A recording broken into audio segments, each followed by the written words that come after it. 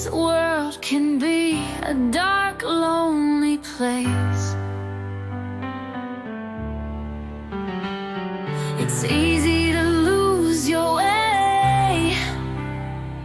The light from your dreams becomes harder to chase. The words won't come, you don't know what to say. When we come together, the storms we can weather. Don't let go of me, we'll get through this, you'll see. Like pictures from the past, we were meant to last. There's nothing we can't do when we come together. United we stand, divided we fall. This is the battle cry that unites us all. Come with me, let's show what we can do. We can't do it without you.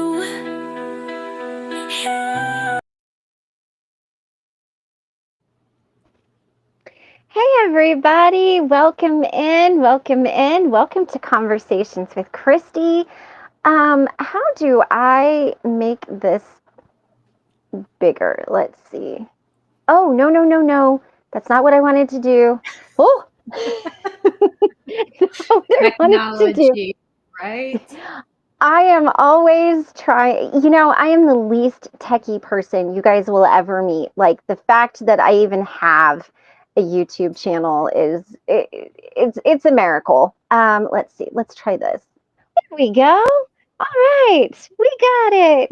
We got there. Bless it. Let's start off this way, guys. For those of you watching, Karena and her cat Merlin really need some healing vibes and love sent to them. Merlin, is he one of your black cats? Yeah, he's one of my black cats, and he's just been vomiting and struggling to keep anything down, and then now he doesn't want to eat. And I took him to the vet yesterday, and they were like, "I'm not sure. Maybe give it a day and see how it goes." So I'm trying to tempt him with every possible, treat to see if he's willing to eat it. It's hard when our little furries aren't well because they also can't talk to us and say, "This is exactly how I feel. This is exactly what's wrong with me." So it's hard to know if he's not eating because he's nauseous, or at this point, if he's not eating because he vomited on Saturday and he's scared that anything he eats, he'll vomit. It's always a challenge with our little furries, but I would definitely appreciate any good vibes, healing energy that anyone can send to little Merlin. Yes, well, we will definitely send that out to you. So that's what we're here for each other and our fur babies, because man, I tell you what, I grew up on a ranch, so I had a different relationship with animals. They all had a job, and it's not that we didn't love them and take care of them, but they weren't pets, right? Like it was a very different situation. Yeah, and again, we were amazing to our animals, so please don't think that. But I didn't have my first pet until I got Snickers, and when we had guys, I was devastated for like days, after all of that happened with him. So my goodness, let's see. We've got Witchy Trista. By the way, I just want to say publicly, Trista, I am so proud of you. Karena, she stepped out of her boundary, like out of her comfort zone. I don't want to say out of her boundaries, out of her comfort zone to be on Truth Wave meditation. She was on screen, on a node, holding energy. She said that it was a way for her to challenge herself. So I just want to honor that in her. Trista, I have been aiming to like send you an email for the last few days, and I thought it was such a beautiful thing. So I wanted to honor that in you, and just say that I think that that's beautiful. And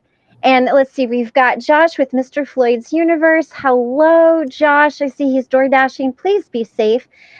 We've got Millie, Teresa with Wounds to Wisdom. Hello.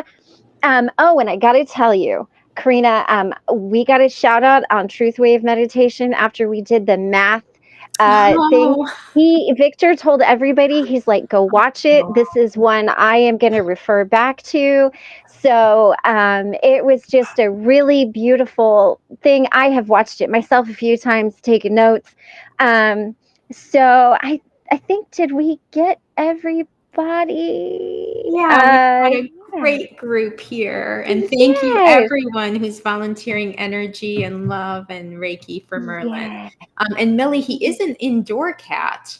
So, yeah, I don't know if maybe there's a way for him to get bird flu or something. But, yeah, he is indoors only.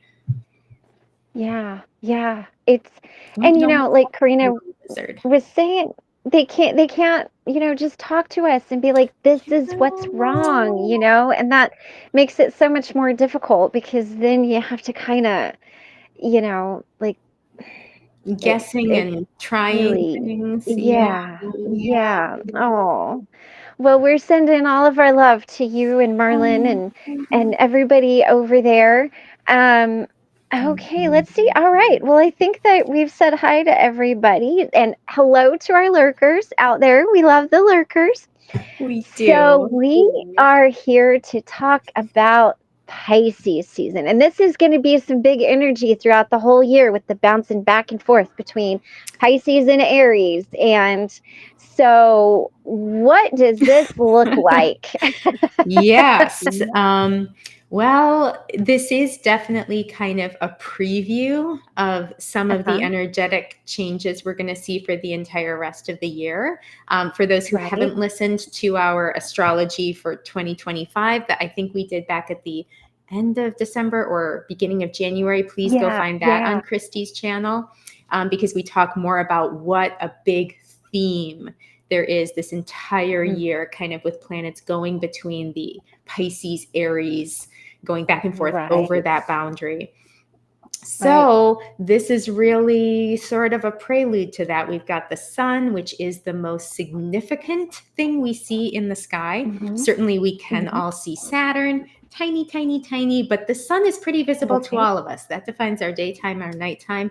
The sun is now in Pisces, and then the sun in a month is going to move into Aries. So we're really going to see what some of this big Pisces Aries energy is going to look like, that's going to carry us forward through the rest of the year. And again, thank you all so much for just continuing to send hugs and love to Merlin. So grateful. I know he is grateful, and he's an intuitive little soul. He can probably pick up on all the love coming his way. And I think that, so the sun is actually moving into Pisces today. So the timing on this one is we're hitting it starting today. And almost immediately, we kind of then have a big pileup in Pisces, because the sun is moving in today. Mercury is already there, Saturn, Neptune, and the North Node all already there. So we kind of have a big clump of planets here. And that's going to be the theme. This Aries Pisces clump of planets is really a theme for the rest of the year and into 2026. So immediately, some of the themes that will kind of be emerging. The North Node just moved into Pisces in January. So this is the first time the sun is moving into Pisces since the North Node moved there for about the last 18 and a half years. The nodes take about 18 and a half years to make a full cycle. So it's been a while since the sun and the North Node have shared a sign, the sign of Pisces, for a while. And we talked a little bit in the Math and Science of Astrology episode last week about how wherever the North and South Node are, that's where eclipses come. So a little bit of a spoiler alert, as we get further into March, we're going to talk about our first eclipse happening here. So already we're entering eclipse season during this Pisces time. We have a huge group of planets congregating in Pisces. And, Mm-hmm. the Pisces energy is really interesting because it is the last sign of the zodiac before we Mm-hmm. kind of go around to the beginning and start over again at Aries. Right. And, if we Right. think about Aries as that initiatory energy, the energy of like the little flower in the spring pushing itself out of the dirt Right. and blooming. Right. Aries is all about like bringing forth, coming up, Mm-hmm. Mm-hmm. bringing things to manifest. Right. Pisces is really the opposite. Pisces is almost, that other end of the life cycle, kind of starting to dissolve back into universal Mm-hmm. consciousness, universal energy. So whereas Mm-hmm. Aries is almost gathering energy to bring something up, to give birth to something, Pisces is Mm-hmm. more about the death side of the life cycle, more of the Right. dissolution, the merging with other Mm-hmm. energies and other consciousnesses.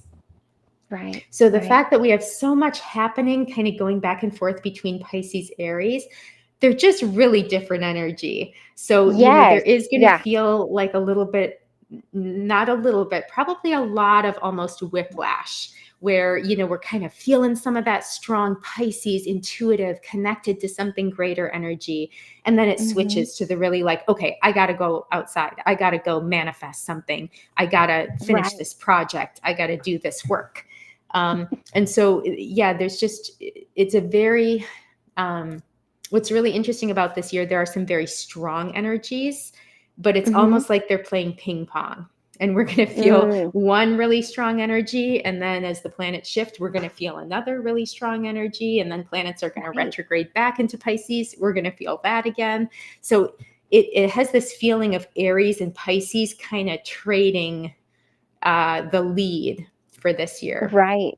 Oh, I remember one thing when, guys, this was a long time ago. It's not even still up there, but on the Facebook that Karena and I were in, you did a little introductory to astrology and the Oh, signs, and you yeah. talked about looking at them as if it was life.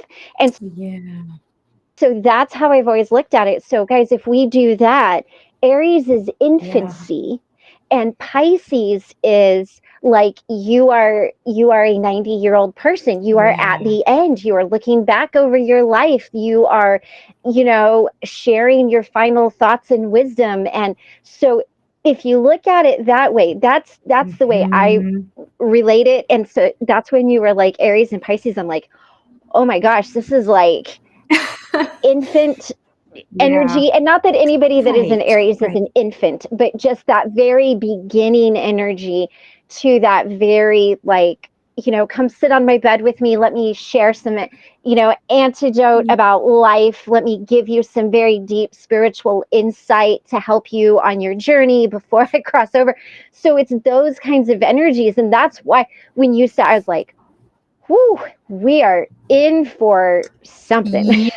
What, I don't know, but something Very sure. well stated. And I think interestingly, as I've been trying to kind of pull themes, of Mm-hmm. similar areas where there might be similarities and common through lines with the Aries Pisces Mm-hmm. energy this year. Both Aries and Pisces, there's a certain amount of sort of being naive. And I don't mean that in Right. a bad way. Sometimes, like that childlike Mm-hmm. innocence is exactly what we Mm-hmm. need. And we build up too much Right. logic and reason and arguments. And sometimes that's just too much. But Mm-hmm. Aries, because of kind of that association with really young childhood and infancy, and then Pisces, because it's kind of end of life, not concerned with a bunch of stuff going on in life, not concerned about a job, Right. not concerned about, Right. politics or the world, much more universally, spiritually, energetically focused. Right. Both of them kind of Right. have an innocence and childlike quality Mm-hmm. that's Mm-hmm. not strongly grounded in the Mm-hmm. three-dimensional world. One Right. because of its youth, and one because Right. of its, closeness to kind of crossing over. And Right. Right. so I do feel like that's going to be a through line. of and something for all of us to think about, because again, sometimes that childlike energy is amazing and beautiful and we should have it and we don't want to lose it. But we also do want to be cognizant that at this particular moment, we are living in the three-dimensional world. There are three-dimensional problems around us, you know, and we don't want to be so out of touch that we are neglecting our communities, our day-to-day responsibilities. Right. And, you know, we're so focused on the big, grand, energetic visions that, you know, we don't pay our bills or we don't support our neighbor or, you know, things like that. So it is a time when, you know, grand, glorious visions will feel more appealing and natural to all of us than the concrete day-to-day work of getting things done. So again, it's good to recognize that. Again, we want some of that great, you know, those big visions. But it will be harder to find an attachment point to reality this year on kind of every dimension. So something to keep in mind since we're starting out Pisces season and this energy is really kind of coming in hot. Yes. One thing that is really, I have to say, I feel like this is very positive. On February 24th, so in a week, Mars moves direct in Cancer. I know Mars has been retrograde for such a long time. It feels like forever. Mars has a longer retrograde period than any of the other planets. So Mars has been retrograde since early December. It's still going to be in its shadow period for a while. Even after it moves direct, it has to go all the way back through Cancer and back through the first 6 or 7 degrees of Leo. But wherever Cancer is in each of your charts, things have probably felt a little stuck and like they're not really moving forward. And we're finally going to feel like, okay, the wheels are turning again. We can start to make some progress in that area of our life. So note if you know about astrology, notice where Cancer falls in your chart. If not, just think about areas of your life where things have maybe felt stuck, stagnant, almost impossible to move things forward since around the early December time period. And that'll probably point you towards the things that will be loosening up as Mars turns direct. Oh, I'm ready for that. I'm ready for my Cancer moon to like shake loose, you know, because it has just been like, it seems like it's been all or nothing with me with the emotions, you know, because that's how I manage those. And so sometimes there is like, it's nil, you know, and then other times it's like I get stuck in a rut and all I do is cry for 3 days. I am just ready to like feel stable. I mean, not that I'm like super stable anyway, guys, but I'm ready to feel more stable. Stable like I normally am. And just it has been a difficult retrograde. And I hope you guys have journaled throughout this so that the next time that this happens, you can be like, okay, so last time this is what happened. This is where, you know, so and Mars only retrogrades about once every 2 years, which is less frequently than all of the other planets. So again, we're not going to remember all of the details of what's going on right now in 2 years. So that is where journaling is so helpful to look back and just, this is how Mars retrograde hit me last time. And I think, you know, even some of what you're calling out with like emotions being closer to the surface, more tears, I think some of that is also expected when we're getting more and more of this pile up in Pisces, because Pisces is one of the water signs. It is more emotional. And, you know, we talked in the 2025 astrological forecast episode about how the outer planets have been in more yang, outward facing, doing signs, fire signs, air signs, Aries, Gemini. And now we really, it's like we're moving from these really passive emotional kind of Mhm. signs, with Saturn and Neptune in Pisces, with Mhm. Uranus in Taurus. Up until several months ago, Pluto was in Capricorn, another Earth feminine sign. So Right. we really are pivoting. Mhm. And it's almost like these yin signs are kind of Mhm. trying to get their last pieces in. Yeah. As whenever we have planets moving towards those final degrees of each sign, and especially when these are big outer planets that take years to go through a sign, there is a sense Yeah. of like, we got to pack it all in. Right. Anything that's left over, anything unfinished, we Right. got to pack it in. And so I do Right. feel like this is sort of a time of like getting a lot of those tears out, any unprocessed emotions. Mhm.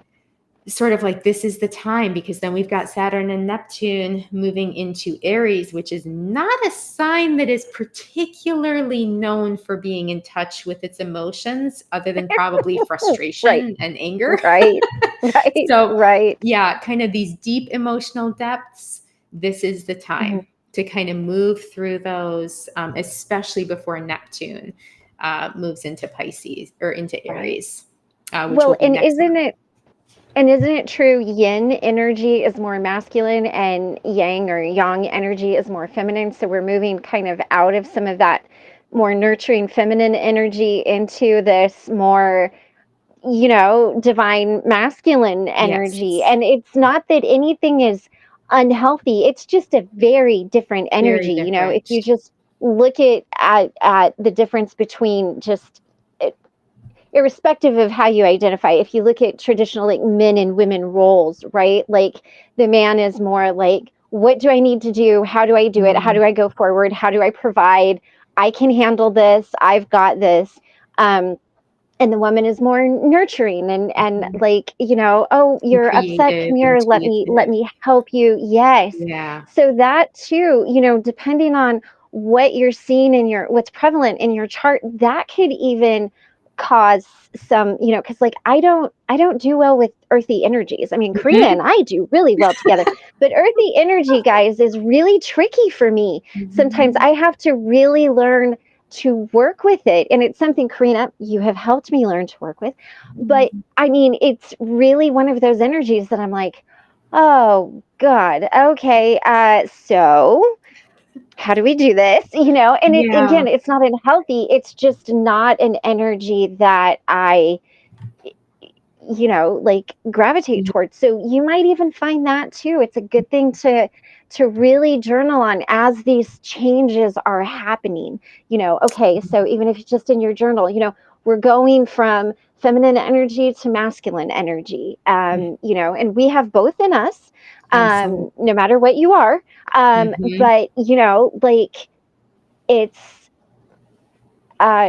some people have more of that masculine, some people have more of that feminine. And how do you manage that? And it's a good opportunity to, see. I learned how to say this in a really cool way from my therapy coach training. It's a good opportunity to learn how to explore the difficulties that we find come up in our lives. Oh, doesn't that sound Love nice? that. Yes. you know but truly it really is. And if you look at it as an opportunity as opposed to an obstacle, then that is a very big, just even how you go facing into it is you know Yeah. uh huge difference.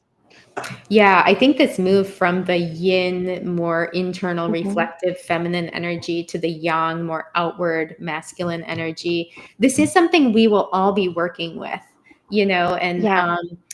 I think we will see the more yin, intuitive, reflective parts of our personality sort of take a back Hmm. seat, and we'll be feeling Hmm. more of that like outward yang push to Hmm. accomplish, to do things. And Hmm. again, what makes this particular year so tricky is that because we have the retrogrades back and forth between Pisces and Right. Aries, it's almost like every week, every month, it's going to feel like a different pull. We might be Right. feeling, oh, I'm journaling, I'm meditating. And then the Right. next Right. week we feel like, okay, forget all of this. I got to go out and do something, you Right. know? I'm going to build a house.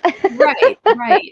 So it's just really hard to kind of, it will be hard to find something really strong to ground to, because the energy around us will be shifting and kind of pulling different parts of our personalities to the forefront.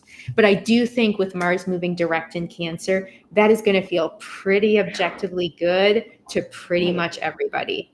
I think this has been a pretty rough Mars retrograde. Not that they're ever sunshine and rainbows, but I think it's felt kind of subjectively difficult to many people. Yes. Interestingly, as Mars then starts moving direct, it's going to take a week or two to get fully out of Cancer and into Leo. When it does that, though, it's going to be making its third and final opposition with Pluto in Aquarius. So we've had two of these already as Mars went forward past Pluto, and then it came back and retrograded past Pluto, and now we're going forward again. So this is going to be the third and final one of this series. So again, if it feels like there have been some recurring power struggle, relationship dynamic stuff over the last 4 or 5 months, there may be kind of a final chapter to that coming up. Right. That won't be quite Pisces season. That'll be Aries season. So we're going to see what that looks like, all of us together. Right. But that is coming. You know, Mars is now on track, moving forward towards that third and final opposition with Pluto. Right. But we will talk more about that next month. Yes. Okay. On the 27th, getting towards the end of February, we have a new moon. And this new moon, it will be in Pisces. It will be just outside of eclipse range because the North Moon node is at the very end of Pisces. And this is happening at 9 degrees of Pisces, so still relatively early. So it'll be outside of eclipse range, not an eclipse. But this Pisces new moon, again, now it's like, oh, the moon is in Pisces too, which adds to that pile up. So everything we talked about, Sun, Mercury, Saturn, Neptune, North Node, and now also the moon. So, you know, just want to underscore again, there's a lot of Pisces energy happening right now. And there's kind of a bigger sense of like some of these planets are getting ready to move out of Pisces for a very long time. So we got to get all this Pisces energy in. We got to get these emotions processed. We got to, you know, our intuition is going to be telling us all kinds of things. It's really important to be kind of tuned in. Because some of this Pisces energy is really going to go out with a bang. And, you know, we want to be using it to its fullest and, you know, healing,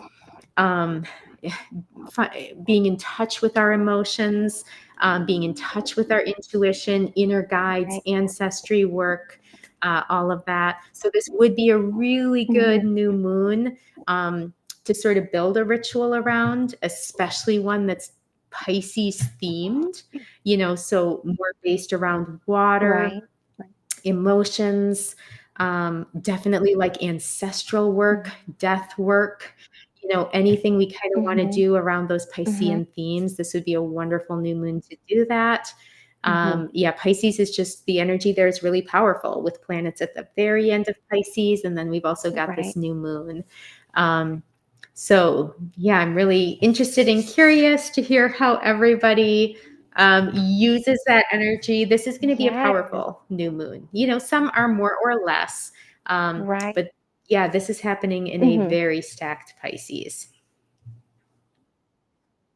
Right. I'm thinking as you're saying that, like, ways to honor Persephone and things like that in this, you know, would be really beautiful. And I want to say too, you know, things that come up for you, guys, journal them down. You don't have to deal with them right now, but at least get them down, you know, get those first few thoughts down, if something comes up that you see you need to heal, get that down while that intuition is good. And then, you know, you can always deal with it, you know, at a later time with some different energies and understanding if that's where you're at. But at least get it written down, especially if this energy is, you know, kind of on its Yes. way out. And for those of you who have, especially any planets towards the end of the mutable signs, which are Virgo, Pisces, Gemini, and Sagittarius,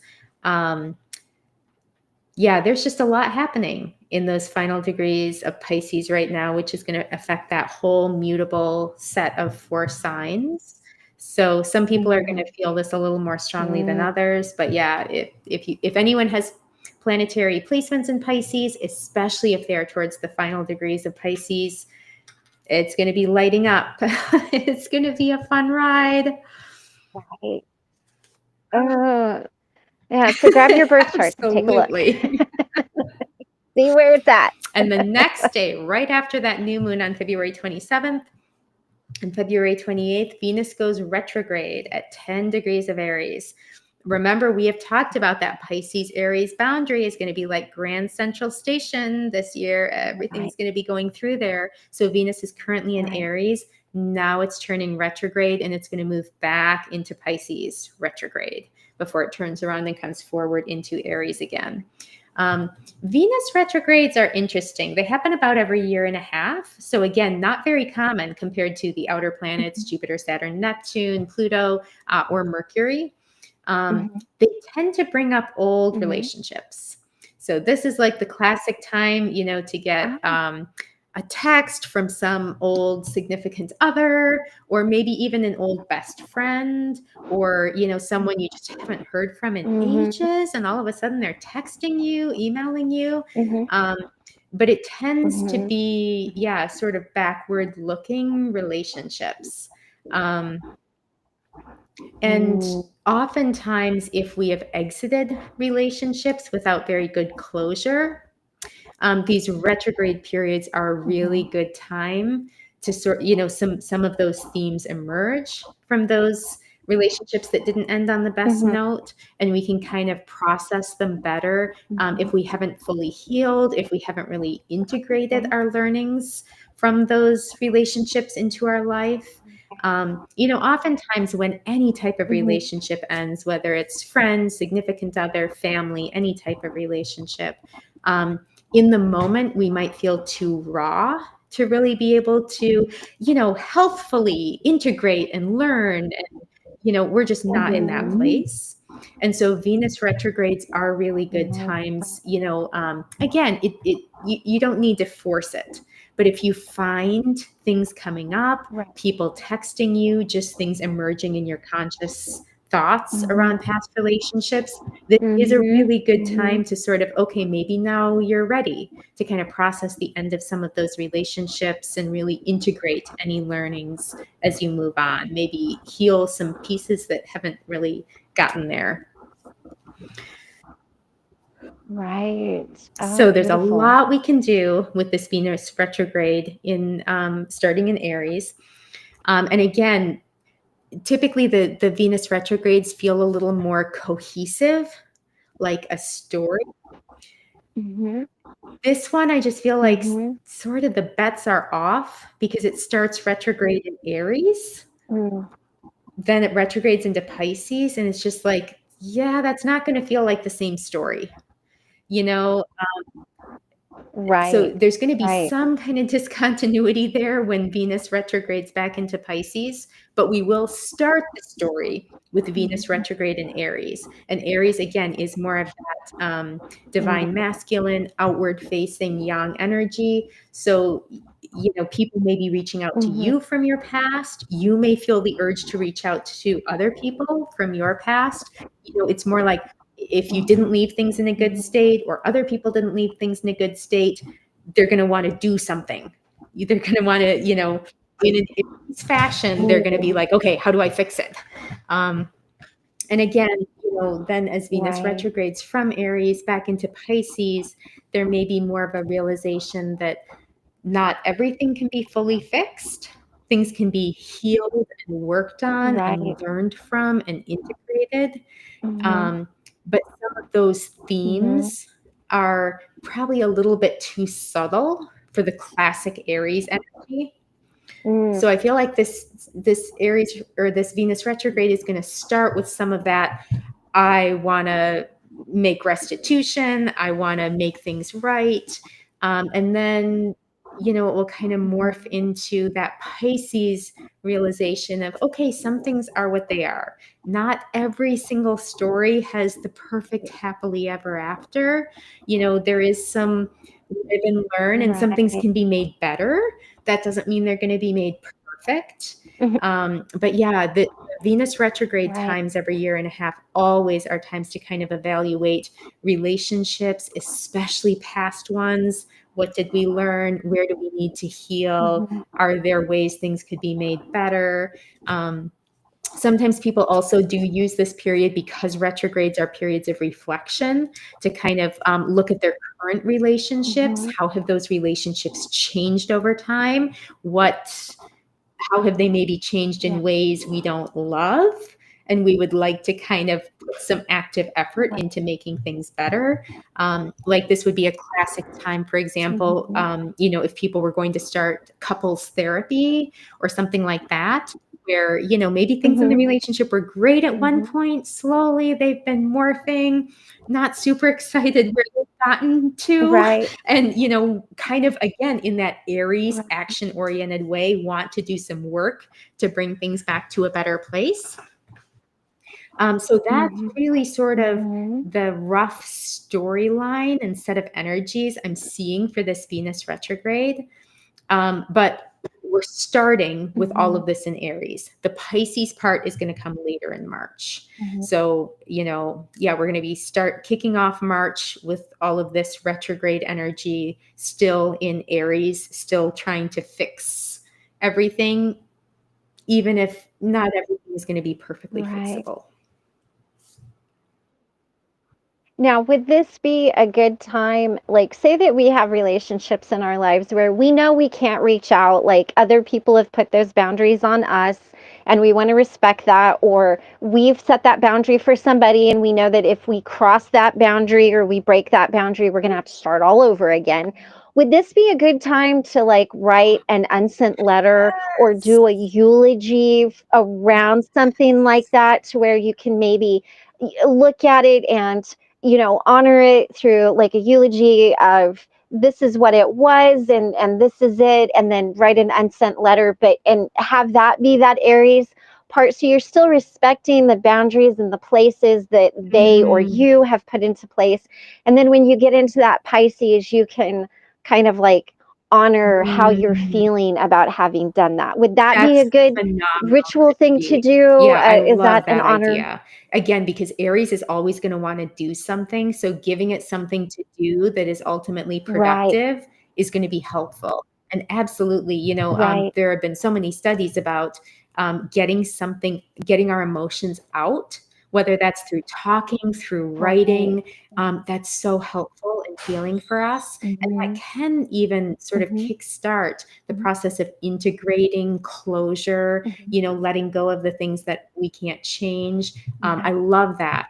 And, I could even see then when Venus retrogrades back into Pisces, maybe even a ceremony around that, spending some time meditating on that, or, I know some people will write out the unsent letters and then ceremonially burn them with incense and kind of let those thoughts, those wishes, just kind of go out into the universe. So I could definitely see something like creating that unsent letter during this time when retrograde Venus is in Aries, and then maybe doing something more symbolic, reflective, intuitive, spiritual with that as Venus moves back into Pisces. I think that would be a beautiful practice. Right. Nice. Okay. Then Mercury, which has been in Pisces, on March 2nd is going to move into Aries. So we're starting to see some of these shifts. Some of the planets move out. Now, Mercury also is going to go retrograde here pretty quick and is going to retrograde right back into Pisces, just like Venus is. So this is 1 year when the Mercury and Venus retrograde overlap with each other. They don't always. They do this time. And they're both kind of going into the same sign, going back into the same sign. Again, Grand Central Station at that boundary between Pisces and Aries. But as Mercury goes into Aries, Currently it's in Pisces. Mercury in Pisces is much more intuitive, understanding, empathetic, looking for the universal truths, the common ground, how to best serve the greater consciousness. Mercury into Aries, Right. arguments, debates, and this doesn't always have to Yeah. be bad, Right. and I feel like Aries is Right. getting a little bit of a bad rap this year. And I have probably contributed a little bit to that. Because I've definitely been warning people about the upcoming Aries energy. But, Right. sometimes Right. it is important for all of us to fight for what we believe in. And, to some Yes. degree, I think a lot of the time with Saturn and Neptune and Pisces, a lot of us have bitten our tongues kind of for the greater good. We're like, oh, my family member said this. I could say something, but it will just start an argument, and I don't want to go there. Or, Right. certainly politics has been a big theme, whichever side each person is on. There's like Yeah. a lot of biting the Right. tongues going on to kind of keep peace in friendships, relationships, Yes. communities, which that is good to a point. We all have to compromise somewhat. We shouldn't all just say every single thing we think the second we think it. But there does come a point when Right. we repress so much of ourselves. It's almost like we've diluted ourselves, which dilute is a really good Pisces word. We've diluted ourselves so much, there's kind of Right. nothing left, or we're losing the essence of what makes us who we are by biting our tongue constantly Yeah. and not saying what we think at all. And so I do think with Mercury moving into Aries, for those of us who feel like we've been biting our tongue so much that it feels raw, we're feel a little bit more Right. Right. interested in, standing up for ourselves, our opinions. Right. We're also probably going to Right. find Right. that the people around us feel similar. So, it's almost like we're all getting our collective, like, wait a minute, I deserve an opinion too. We're all kind of getting that energy at the same Right. time. Right. um, Right. again, Right. I think there will be some needless, senseless, pointless arguing that's going to happen.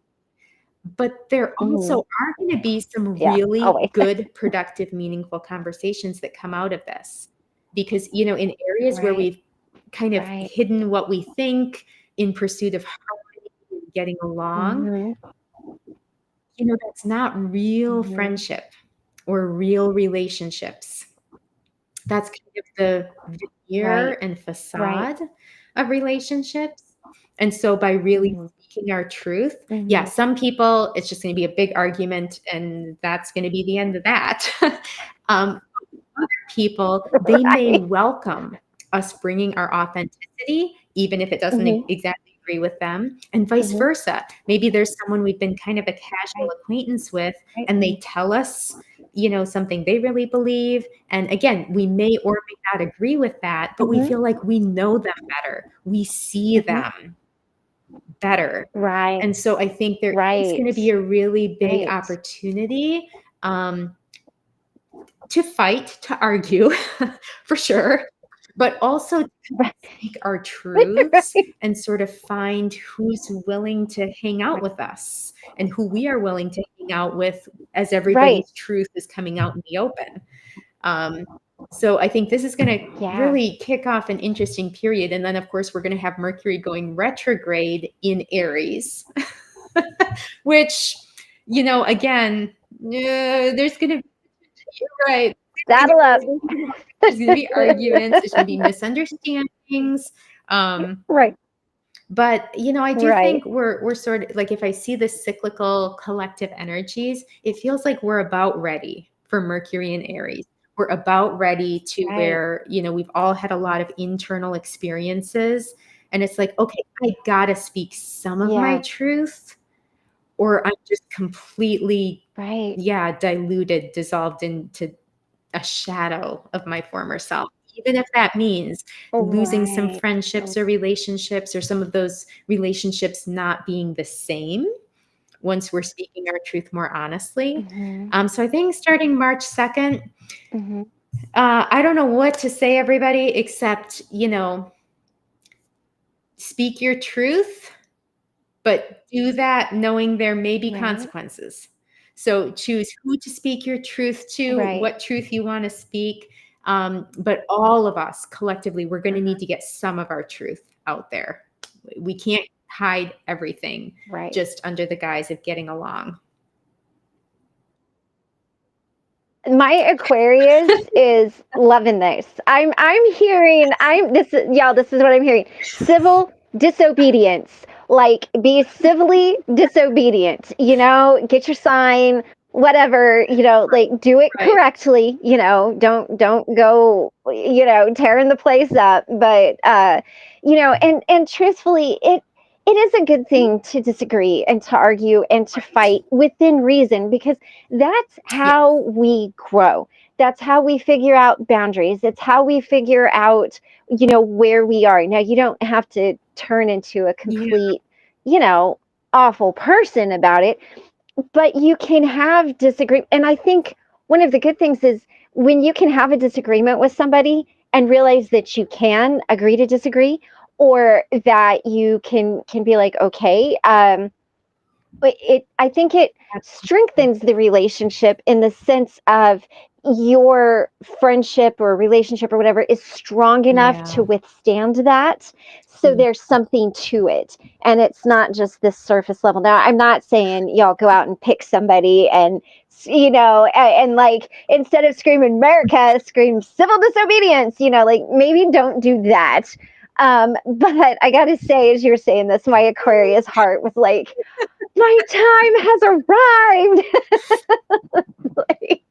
And if you've listened to my morning messages at all, I'm like, do protest things within reason that you don't agree with. Now, again, like I said, don't go looting stores or, spitting on cops. But, if you can do that in a healthy way, I'm for it. And I think what's beautiful about all of the astrological energies all the time is there are ways to use them productively and for our soul's highest good and for the collective's higher good. And then there's ways to misuse all of them, equally. Aries can be misused, Pisces can be misused. So it's almost like whatever energy is coming up, we're looking for that. What is the highest manifestation of this? How do I embody that beautiful part of this energy while hopefully sidestepping the shadow part? Because, natural human nature, people are going to fall into both sides of that. Some people are going to use it to its best. Some people are going to fall into the shadow side. And that's true regardless of what the energy is. That can be true of Aries, that can be true of Pisces, that can be true of anything. So I think that's where it's helpful to understand the energies, so we will feel the urges that the energy brings, but we can say, okay, I know where this is coming from. I know what the good version of Aries looks like. I want to stick to that, versus I'm just going to go pick a fight with everybody because I'm feeling in that mood right now. Right. Don't FAFO. Don't do that, guys. Like, get your journal and write all of your angry stuff down. Somebody really, causes you to feel some kind of way. Be like, actually, this is who I am as a person. I have a big, huge canvas crossbody bag that I have had for like 9 years that has been everywhere with me. I keep a journal and a pen in it just for that reason, because if the mood, like, it could be inspirational, like standing on a mountain in Kenai overlooking the river, I could be like, I'm so inspired. Or it could be, I haven't showered in 3 days. I'm driving down the Alaska highway. I'm about to lose my mind and I smell bad. Like, raw, so, like, don't yell at the driver. He might kick you out, and then you're kind of stuck. So write it down. So maybe this is a good time to get one of those little journals, And instead of like a book of shadows is a Yes. beautiful thing to have, maybe this could be like a book I of love shadows that. in another way. You could be like, my shadow self is coming out, and I this honestly is what love it that. is. Not a book of, yeah, I mean, because we have it, believe me, there are days that I look at people and I'm like, it's a really good thing I don't have bail money accessible right now, because I might just not even care. You know? And then that other side of me kicks in, and it's like, all right, all right. Like Michael says, check your hobbit rage. You're a little too angry hobbit right now. Check that, because that's never healthy. But Yeah, it's really yes, interesting. yes. I love the journaling idea. I think, whenever we're dealing with more of these outward yang forces, the inner yin forces, Hmm. they can hurt us, but they're less likely to hurt Right, others, at least directly. Whereas when we're dealing with these yang right, energies, we right, might right. fly off the handle and kind of Uh-huh. ruin other people's days. So it is, I think, really helpful to have some kind Right. of a writing practice or speaking, Yeah. to yourself practice, something to kind of get those energies Right. out in a way that doesn't have Mhm, repercussions on mhm. other people. Um, and there are times like Right. this, it's times like this too, when I think about, is it really actually a huge blessing that the majority of us are not telepathic? Because when we're really frustrated and we are having a moment, and it's actually kind of nice that the people that we have the ability to just Right? not externalize that, and the vast majority of people are not going to know. Yes. Whereas this would be trickier if we were all Right. telepathic and Right, right, because you could probably read my mind of how I wanted to unalive somebody, and that would not be good, because you'd be like, "Ooh, she had a side I did not know." right. um, so we were friends. Boundaries. No, guys, I'm just, but we all, it's All got that true. side. We think about these things, um and we all have it. I mean, really, it's there for all of us. It just depends on, what do you do with it. But but it is true. But again, we don't, like you said, I love what you said about, we don't want to hurt ourselves and shove that Yeah. energy down either. Like, we do need to honor it and acknowledge it, because we are spiritual beings having a human experience, and we need to honor that, because it's there for a reason. It's there for a purpose. And um, however that looks for you. And I think what I'm hearing is, it's a good thing, Karina, you and I are going to be doing Yes. our journaling practice starting soon, and then we're going to do some of these workshops and courses to help Yes. everybody kind of manage this in a healthy way, because um, it is a good way to work through a lot of these things, Yeah. in a private way. Again, without, believe me, I've had my moments where I'm like, you know what, I don't care. Today's a good day to see how good I look in orange. And then for like a split moment, and then it's like, you are too short and not scary enough to run a gang in prison. So you should probably sit down and shut up, because there is literally no one that is going to be afraid of you if you show up. So then you're like, okay, all right, come back. But I think and we joke about it, but I think it's good to normalize it, because everybody Yeah. does have it. And when you see people like us joking around of Yeah. things that we're going to do, it maybe makes you not feel Alone as or yeah, um unique. bad. Yes, yes, yes. As like, okay, I'm the weird one. Yeah. No, I promise. You're in good company. And then shortly after that, oh, go ahead. if Go I ahead. if No, I was just gonna say, Ben, if I had a block of cheese, there would probably a lot of people that would find. Yes, keep the cheese away. So then by March 7th, the sun in Pisces trines Mars in Cancer. And just, remembering here, we're starting to get stuff moving into Aries. Mars rules Aries. So, that retrograde, well, now it's direct, right now it's still retrograde. By the time we get to March 7th, it will be direct. It will be moving slowly, but it will be direct. But this Mars that has been has been retrograde for so long in Cancer, that's the Mars that's ruling all of the planets that are going to be moving through Aries. So it's like, okay, just what we needed was to tie in some retrograde Mars energy to all of this other stuff going on. But the sun trining Mars, there is going to be more. Mars doesn't want to sit still. Mars does not want to wait. So again, we're going to feel that urge to speak our authentic truth, whatever the consequences. So, again, everybody, we're going to start feeling this by early March. March 2nd, Mercury moves into Aries. By March 7th, the sun is trining Mars. There's going to be a lot of energy behind, move forward, speak your truth. Do not sit down and shut up, stand up and shout. So everybody just use that energy wisely. Sometimes you probably do want to stand on a chair and shout. Other times your instinct may be to stand on a chair and shout, but you should sit down and shut up. So use the energy wisely. I leave it with all of you to use the energy wisely. Be wise. By March 11th, the sun moves right on top of Saturn. This happens once a year.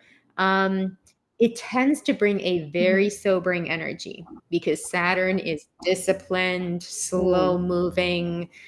Saturn is all about consequences, the long term. Honestly, when I see this from an astrological standpoint, I see all this Mercury into Aries, Sun trining Mars, and then I see Sun conjoining Saturn. This looks a lot to me like the consequences of whatever truth we spoke the previous week. So, and again, that doesn't have to be bad. Sometimes something needed to be said, and it was said. And now things are different. Like the story is switched, the narrative has changed. So this doesn't have to be bad. But whatever we stood on a chair and shouted the week before, by March 11th, we're going to be seeing the repercussions of that, which may be good, maybe not so fun. But again, it's good to keep in mind going into these energies. They are there. They are powerful. They are useful. They can be extremely beneficial. There will be consequences. Again, choose wisely. For each one of us, we want to choose wisely what truth we speak to who, which battles are worth fighting. Aries is just going to want to fight every battle. Saturn encourages us to think about which battles we fight. Not everyone may be worth it. So, you kind of got this balance between the short term and long term, feeling good doing something in the moment versus how we're going to feel the next day when we wake up and are like, oh, what was that thing I said? Like, oops, I did that. Have a Britney Spears moment. Oops, I did it again. Yes. And let's hope it's not that you shaved your head, because then, like, hit me up. I'll tell you the good wigs. Okay, like I'll help you out there. But But I like this because I agree with you. I think we have got a little diluted as people, as a society. And I think there's a respectful way to do that. Maybe just don't tell your boss off completely.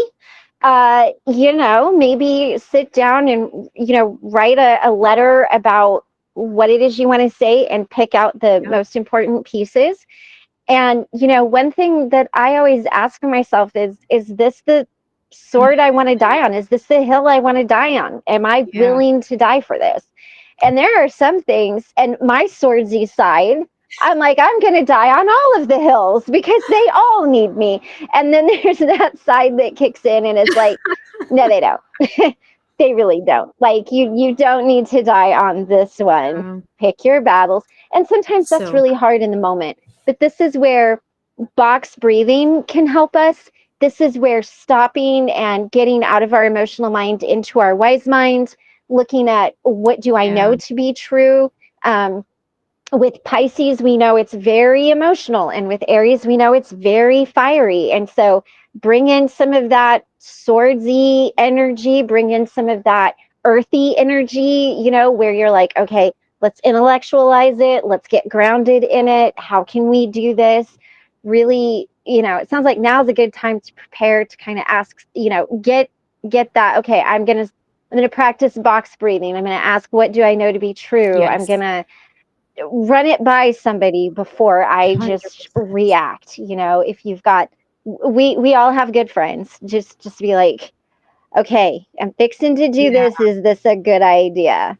And it's important to realize too that we have Pisces season, we have Aries season every year. So it's not like we don't know anything about this energy. But it's, usually we have a month of the sun of Pisces, a month of the sun in Aries.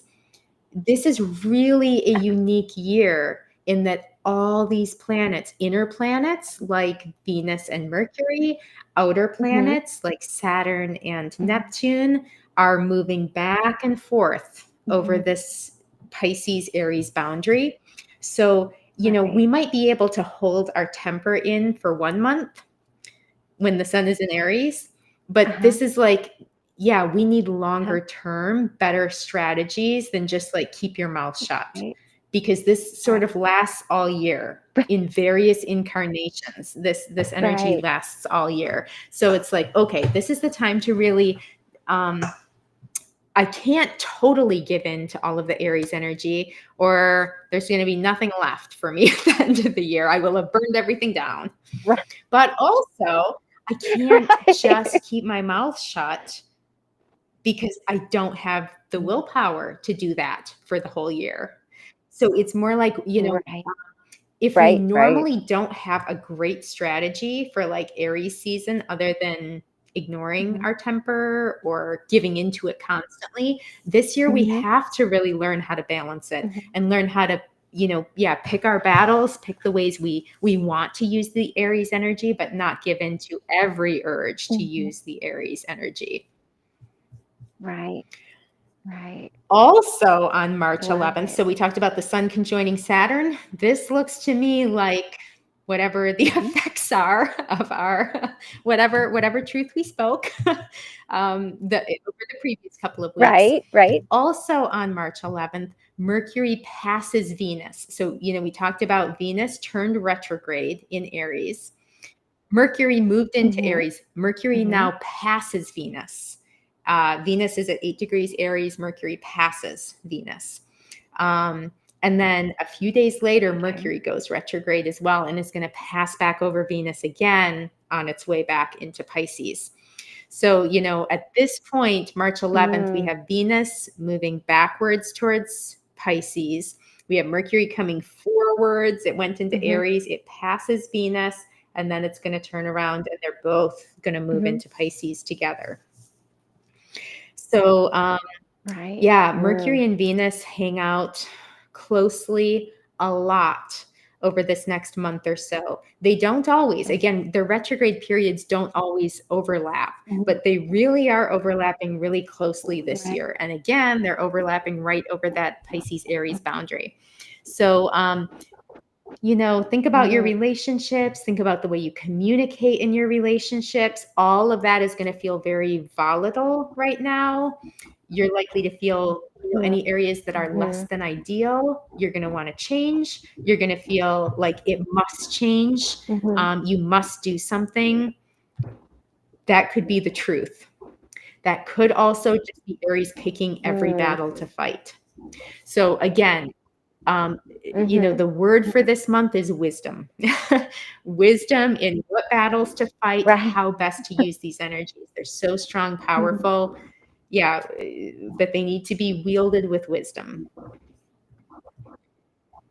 All right. On March 13th, there is a total lunar eclipse at 23 Virgo. So eclipse season is officially here, people.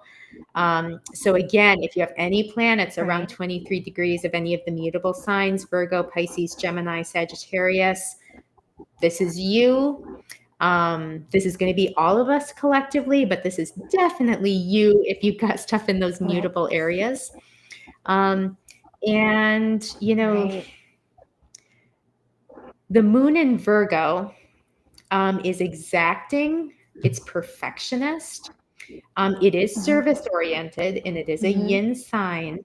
You know, so some of the themes here are likely to be if we have been too much of a servant to others, we've been giving too much of ourselves away. We're going to feel it. We're going to want to do something differently. We're also going to be able to see more clearly areas where we haven't been able to move forward at all because we expected too much. We required perfection or nothing at all. So we're probably going to see areas where maybe we need to back off on what we expect of ourselves or others. Areas where maybe we have been taking advantage of other people or they have been taking advantage of us. But eclipses do correspond with times of new, like when we see new perspectives. We see with our inner eyes things our outer eyes have not been able to see. So, you know, I always tell people buckle up a little bit around eclipse seasons, because as we get these big new perspectives, we tend to make drastic changes as a result. And so, you know, eclipse seasons can be, we're making changes, other people are making changes. You know, there's kind of a little bit of an earthquake feeling where a lot of people are doing things. So yeah, around this lunar eclipse, look towards those themes. You know, in the relationships you have, who is taking advantage of who? Are there any incorrect power dynamics? Are there areas where you've expected too much of yourself or others and haven't really been able to move anything forward as a result?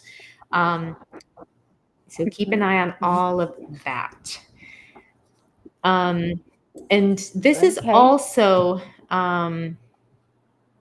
yeah, because the sun is still in Pisces and we still have a bunch of stuff in Pisces, you know, I think there are going to be very Piscean themes here as well. You know, Virgo is practical, earthy. Pisces is spiritual, heavenly. So I feel like there are going to be themes of kind of a push and pull between our spiritual esoteric goals and our practical life goals, and what's more important to us and how much energy do we dedicate to each one, and is that balance what we want it to be, or do we need to make big differences? If we've been focusing only on the day-to-day paying rent, have we been neglecting a bunch of our esoteric self? If we spend 4 hours meditating every day, are we still paying our rent? You know, I think those themes are really going to come out around this eclipse as well. Be prepared for that, everybody. The day after this lunar eclipse, so March 14th, Mercury goes retrograde at 9 degrees of Aries. Venus is at 7 degrees of Aries. So they're both basically both going to go backwards through the beginning degrees of Aries and move back into Pisces together. So with Mercury retrograde and Venus retrograde, yeah, again, the chance for arguments, high. Mercury is all about communication. Venus is all about relationships. Yeah, high chance for misunderstandings, you know, things that have been sort of bothering you. Now the irritation is ramped up to like 1,000 and you're like, why can't he pick up his socks? He never picks up his socks. It is now the most important thing in my world that he never picks up his socks. You know, that's sort of, we're going to feel it. We're all going to feel, you know, some more intense frustrations.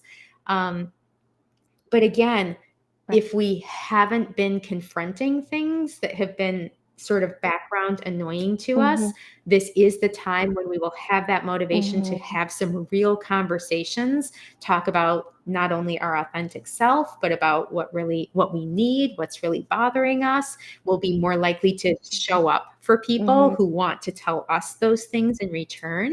So I think there's a huge opportunity to deepen relationships here. But if we don't use this energy intentionally, we are going to squander this energy bickering with each other about pointless things. So, again, wisdom is our word we decided for this Pisces season. All the energy, so much potential there. We want to use it wisely. Right. Well, and being intentional is so important, because when we set our mind to that I'm going to live intentionally, I'm going to communicate intentionally, it does help. Now, it doesn't mean that we're perfect about it, but it does cause us to kind of, okay, what's my intention here? What is, and I think I kind of mentioned it this morning, what are people wanting us to notice about them or see about them? What are the masks that they're wearing? How are they really? And sometimes, I think for me, that helps a little bit. If I'm like, you know what, I'm having an argument and I am completely over the top irritated at a very wounded child who just wants to be seen and heard, and I am not helping this situation. Like, at this point, it's bad. And so I think if we can get to the point now, again, nobody's going to do that 100%, guys. Like, we're all going to fall short. But if you can do that even 80% of the time, even 50% of the time, that's still, that's still good. So showing compassion for our fellow humans is really important, and realizing and really just looking at, what is this person really trying to tell me? And you might not be able to do that in the moment, guys. Being honest, I wouldn't be able to do that in the moment. I would be like, oh, you want to go? I'm right here, and that, again, not the response, right? Somebody needs to be mature enough to walk away. Probably not going to be me. So pray for my husband. No, I can't walk away from things. But, if somebody says here, Millie says, I was just talking to a friend about a need to balance 3D and spiritual pursuits. It's something we are all always Millie trying also to mentions do. that she's a Virgo moon at 23 degrees. So this eclipse is going to be happening exactly on your moon, Millie. So yes, the need to balance 3D and spiritual pursuits makes sense that would be a big theme for you already. That will become more of a big theme, and definitely pay extra attention to everything we said about the eclipses, because that'll be happening right on your moon. Right. And I think, pray for Millie we've got too. a list of people who need support. And, I think it is important for all of us to remember we are trying our best. I am positive all of us are going to come out of 2025, and there are going to be some things we wish we'd handled better, some things we wish we'd done differently. And none of us is a purely enlightened being who makes only 100% of the best choices all of the time. That's just not any of us. And so, again, we're striving, we're doing the best we can, but beware of that Virgo moon eclipse, that perfectionist side of Virgo. It's really easy to just beat ourselves up. And I'm just seeing this Virgo total lunar eclipse a couple weeks after everything starts moving into Aries. And again, it sort of feels like we speak our truth, we live in the moment, we say a bunch of irritating things, and then during that eclipse, we're like, I'm such a bad person, I don't do anything right, and it's just, I can see the energies of this month in particular. You always see it, but this month I feel like I can just see the narrative of, like, we say all the stuff, and Right, then we right. deal with the consequences, and then we feel the regret. And so again, everybody going into that total lunar eclipse, yeah, we want to strive to be the best we can be. That's important. We don't want to settle for Mhm, some mediocre version of mhm, ourselves, but none of us is going to be perfect. So, we want to go in there, we want to try right. the best we can, but not Mhm, meaninglessly beat ourselves up over, oh, I said that thing to that person. I shouldn't have. This is a right. time I should have kept my mouth shut and shouldn't have jumped on the chair and shouted. We're all going to have some of that. So again, we're going to do the best we can. And this is part of what Right. being in this life is we're learning how to interact with things, deal with Exactly. different emotions, learn over time how to make better Mhm, choices. So, yeah, it just feels like this is such mhm, we're gonna have challenges. We're gonna meet some of them better than others. And then we mhm, want to have the courage to keep mhm, going and being better and not just beat ourselves mhm. up. Right. And well, one thing that came to me too is, we all have amazing friends that we can bounce things off of or say, oh, I did this, and kind of, share that. And then the other thing that I wanted to say too is, um, I try to do this. I'm not always great at it because, I like to fix things. And so I just kind of run in and, you know, but maybe even just asking somebody if they're like, oh, I'm so frustrated. Can I talk to you? Um, do you need me to just listen? Do you want my opinion? Do you want me to help you fix this? What do you need from me? And sometimes that can be really hard to say in a moment. I forget to say it a lot and I offer my opinion way too much. And I know this, but asking that of a friend because maybe they just need to vent and they don't need your response or whatever. So maybe even getting in the mindset of that, maybe putting that like on your screensaver, do you need me to listen or do Yeah. you need my opinion, because maybe they don't always need your opinion. Now I say that everybody needs my opinion. No, I'm kidding, guys. I'm kidding. I'm totally kidding.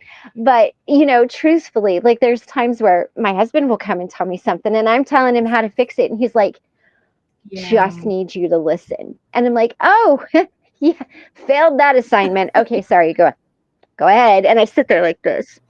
And I'm like, but that could be a good mindful way. And again, this is where mindfulness, journaling, having that intention in our lives, grounding is really going to Yeah. be helpful, Yeah. we might go out and stomp around on the ground. Maybe it sounds like a Yeah. little bit, There's but probably going to be some of that. Yeah.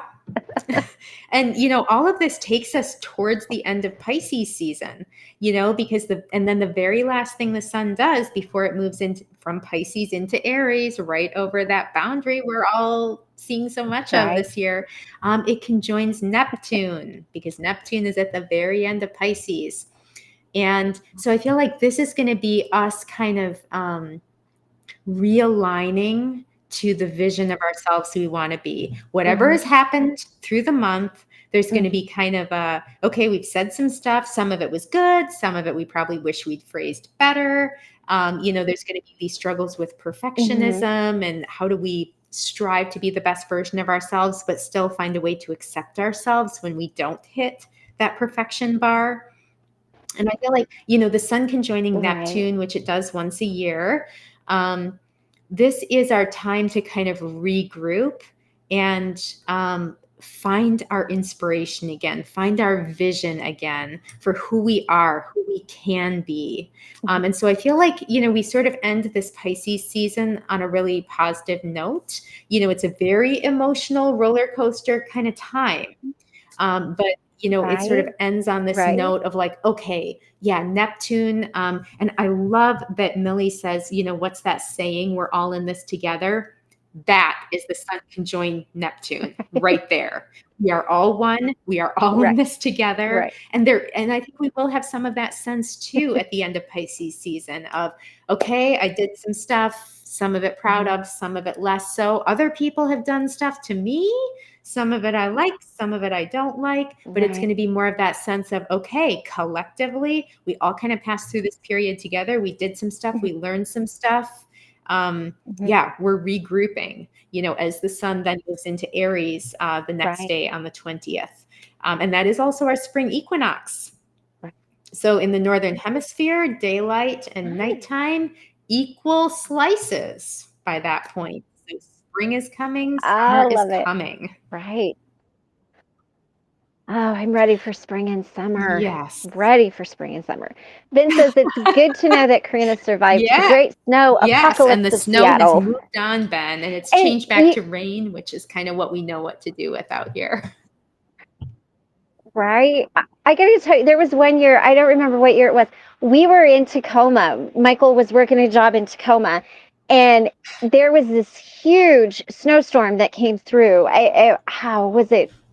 20, I don't know, 2019, something like that. Anyway, Tacoma shut down, Seattle shut down. They're like, Seattle, like Washington has like three snow plows, and they're all up on Snoqualmie, which, if you guys don't know, that's the mountain range that you kind of got to go over. Like, they're all up on Snoqualmie, so they're stuck. And the whole, like Michael and I went to Walmart to get some food. Guys, no milk, no bread, no eggs. They have like 4 inches of snow, and the whole place was like, when we see 4 inches of snow. They yes, and they were. I'll never forget this. We were watching the news from Seattle, because Tacoma is like, it's like right there. They were showing people how to measure the snow, and I just remember cracking up. They're like, okay, you take your yardstick, and like, are you for real? Like, you have to tell people how to measure snow. But coming from where we did it was, but for them, guys, that was a huge deal. Like, yeah. So we are glad Karena survived Snowmageddon. Yeah, and then we'll see if I can survive Pisces season as miraculously and valiantly. Maybe just go into the woods. You've got those big, tall, gorgeous, like 300-foot tall trees. It looks like a fairyland. Maybe just go into the woods and doesn't that sit sound on good? a log and just I think as I've been thinking about how to approach even just 2025 in general, apart from our packed Pisces season, there's that part of me that's like, maybe we should all just go out into the woods and chill. But I feel like we're not going to want to. It. That's the tricky part, is with the way the energies are stacking up.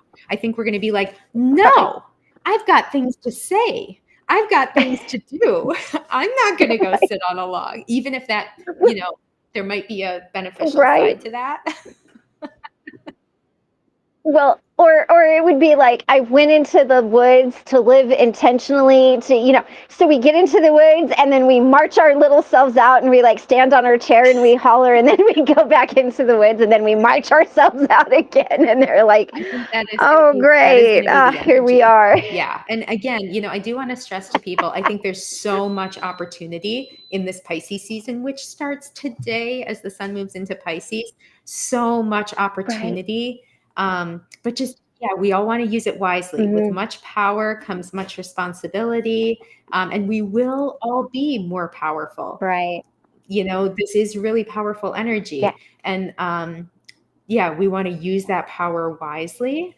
And then, I think the other piece that I just want to stress here at the end is, not only will each of us be feeling this energy, like ourselves, the people around us will be feeling this energy. Governments are going to be feeling this energy, groups of people, communities are going to be feeling this energy. So, I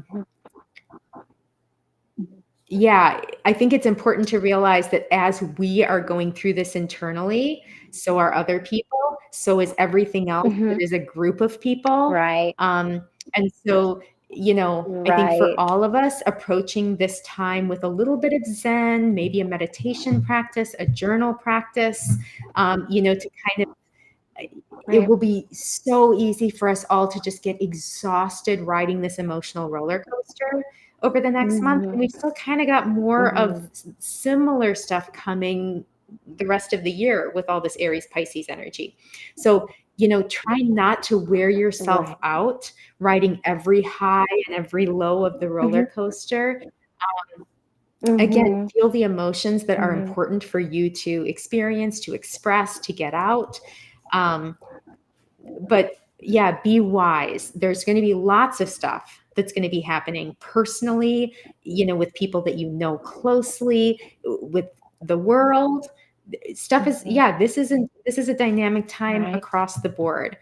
So again, we talked about picking our battles. Also pick which battles you want to follow and get emotionally invested in, because there's going to be enough battles, I think, that we'll all wear ourselves out if we're trying to emotionally invest and follow every single one.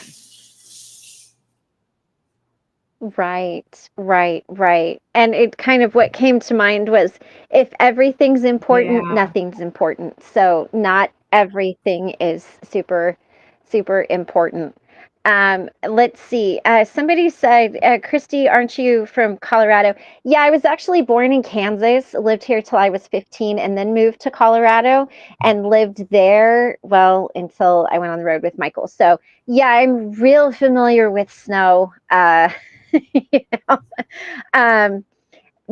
and it looks like we're having a Sasquatch we telepathically offer and a so download. That Elizabeth is in Yakima. Yeah, you are not very far away from me, Elizabeth.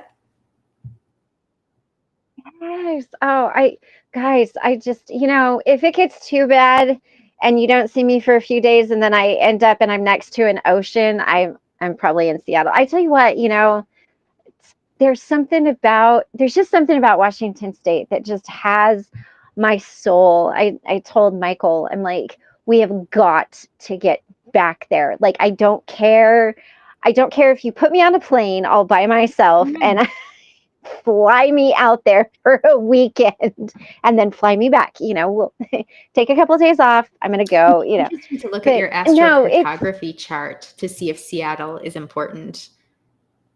I don't know if you're. Ooh, I don't know what that means, but we should do that. No, what is that?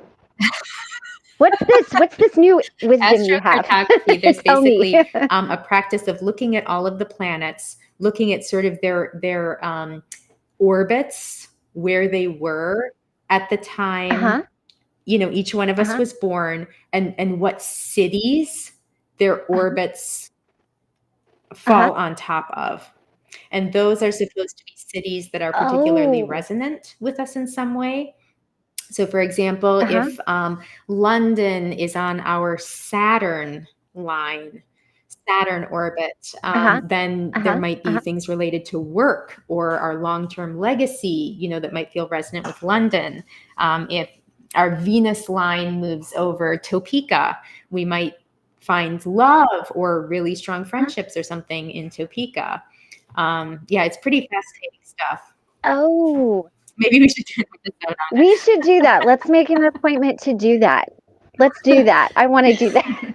I love that he is saying I want to do that. Extra meditation with Victor on Truth Wave Energy. Oh, that's exciting. We should actually just do an episode at some point, Christy, on astrocartography.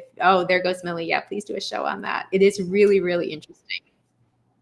Oh, yeah, let's do it. Let's get it in the books. Yeah, I have like a whole list, guys, of shows. We will do that. I didn't even know that was the thing. Yes, we should do that, because I remember the first time that I went to Seattle. Well, yeah. So when I very first went on the road with Michael, I had sold all of my stuff. I had a carry-on bag and a tiny ass suitcase, and we were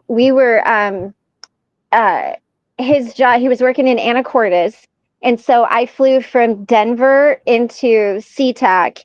And then from Seattle, we took a little plane to Bellingham. And then from Bellingham, we rented a car and drove to Anacortes. So it was kind of like a long way around, but there was no airport to fly into Anacortes.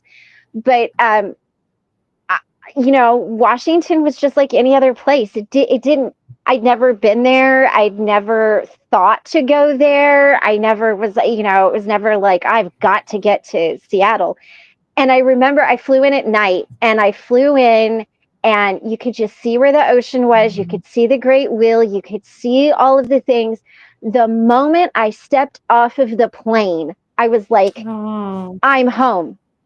I don't know what this place, like, it was at night. I didn't see it. I had no clue. I'm like, I'm here. I'm home. I'm home.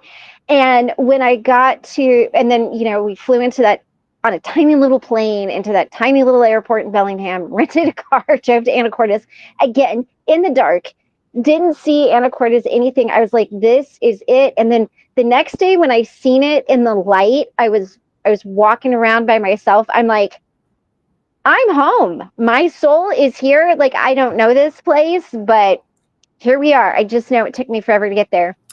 And, I really, and every time I go back, it's like, as soon as I land, I feel like I can breathe.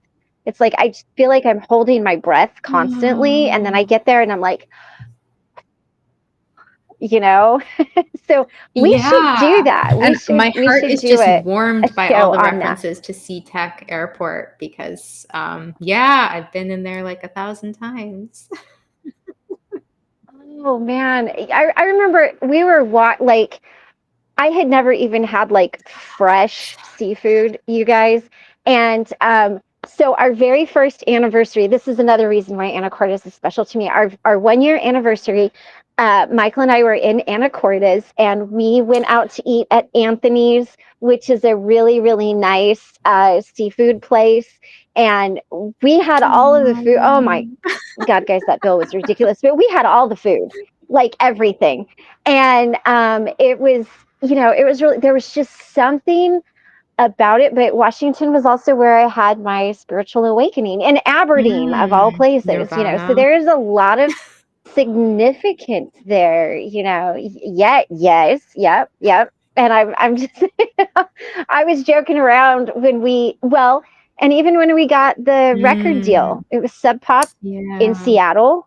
Like, it's not happenstance. So I was joking around. I'm like, I'm gonna find Kurt Cobain's house and move it. which I did find. It's owned privately by like an LLC. I'm like, I'm going to buy it. I'm going to buy that house. And I was like, Christy, I'm like, no, you don't understand. Like, I'm going to figure it out somehow. Yeah, so no, we should do that. We should do that and just see, like, that would be interesting, because that in Kenai, Alaska, was another place people that find was new very cities like as a result of that, because there are so many cities we haven't even been to. And so, if you see that there are some key cities, in your astrocartography chart, maybe you visit one of them and learn something really new about yourself. Right. So what I'm hearing is that I need to get my red bottom shoes, because Pisces is represented by the feet, right? So need to get my Christian Louis Vuittons, and then I need to like find all of these cities, and I need to fly to one of them over in Europe and walk around in my stupidly expensive shoes and yoga pants. Sounds perfect. And that actually feels perfect for Pisces season. I feel like that and wisdom. Everybody approach this season with wisdom. The energies are there. The energies are strong in you and everybody else. Use them. Be wise. Be safe. Right. Oh, no, the house I'm talking about is the one in Seattle, that big house, the one where they found him. That house, not the tiny little house in Aberdeen. I don't want that house. I want the big house. Okay, well, you guys, on that oddly morbid note, we're gonna go ahead and thank you guys so much. Please, if you like our content, please make sure that you guys have all subscribed to Karena's channel, Magic of the Moon Astrology, over on YouTube, and share this content with people that you think might find it interesting. Please share the link. Share people to come over to our channel when we do these chats. We will definitely get some more really, really cool astrology shows up for you guys. But in the meantime, you guys have an amazing night. I will see you back tomorrow morning at 10:30. We changed the time, so I'll see you at 10:30. And as always, guys, go conquer your world as only you can. We'll be here to help you light the way. We'll see you tomorrow morning. Take care.